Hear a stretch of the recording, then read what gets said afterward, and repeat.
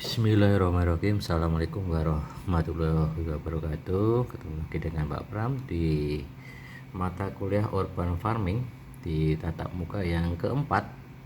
Kita akan membahas unsur hara pada urban farming. Ini sangat penting sekali ya, unsur hara ya. Ya, kita mengenal unsur hara.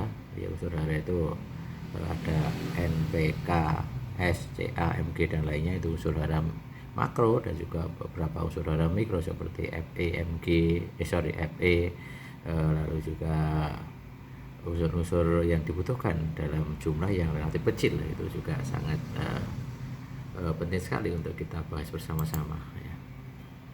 Oke, kita akan melihat bahwa unsur hara atau sebagai makanan bagi tanaman itu salurannya, kalau secara sederhana itu salurannya dari akar ya. Kita gambar yang sebelah kanan itu menunjukkan bahwa ini adalah akar dan ini adalah rambut-rambut akar. Ini yang akan menyerap unsur hara yang ada di sekitar rambut-rambut akar, dimasukkan ke dalam akar, sehingga masuk dalam akar, sehingga nanti disalurkan melalui lapisan dalam atau silem ya, lapisan dalam atau silem. Nanti setelah dimasak ke daun ya, dia akan didistribusikan lagi melalui lapisan yang di luar, yaitu lapisan phloem ya, lapisan phloem atau lapisan getah-getah. Itu yang makanan dari daun yang sudah dimasak melalui proses fotosintesis. Itu sekitar sederhananya seperti itu, tapi ada salurannya, yaitu silem yang di dalam dan phloem yang di luar. Unsur hara yang tepat tentunya untuk meningkatkan pertumbuhan tanaman perlu unsur hara yang tepat supaya tanaman jadi lebih sehat ya, lebih sehat. Karena kalau berlebih juga nggak baik, kurang juga nggak baik di situ ya.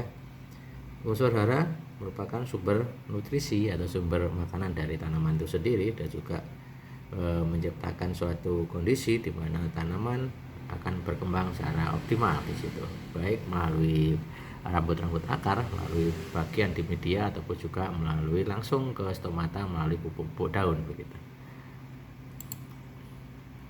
Peranan unsur hara untuk apa saja? Tentunya karena ini merupakan material baik organik ataupun anorganik ya, baik itu alam maupun sintetis, tentunya berperan untuk pertumbuhan dari tanaman dan juga pertumbuhan dan hasil dari tanaman itu sendiri. Yaitu peran unsur hara tentunya adalah untuk tumbuhan adalah menyerap dalam bentuk ion ya, baik itu ion positif atau negatif di sekitar rakaran atau di rhizofir gitu kan. Terus kondisinya seperti itu, tapi perannya jelas akan meningkatkan pertumbuhan tanaman secara optimal, secara baik. Unsur hara yang dibutuhkan tanaman ya, ini ada unsur-unsur hara makro ya. Unsur hara makro ada 16 unsur, yaitu dari mulai C, N, P, K, O, H gitu kan, C, A, M, G dan lain-lainnya begitu. Dan baik itu yang ada di bawah tanah ataupun mungkin ada di sekitar pemupukan di daun gitu ya. Nutrisi ini beberapa gambar bagaimana tanaman-tanaman yang kekurangan nutrisi atau kekurangan unsur hara di daun itu kan akan kelihatan kurang N, itu berarti ya daunnya agak kuning gitu dan lainnya. Ada ini ya, kelihatan di sini ya. Nah, ini tampilan fisik kekurangan unsur hara gitu kan. Nah, ini kekurangan magnesium, itu akan jadi hijau yang cukup pucat dan di ujungnya kuning. Itu kekurangan dari magnesium. Atau kekurangan zat kimia seperti kalium dan lainnya, ini juga kuningnya di sebelah pinggir-pinggir daun ya, tepi-tepi daun. Dan juga warna makan yang lain ya, itu akan kelihatan sekali ciri-cirinya begitu.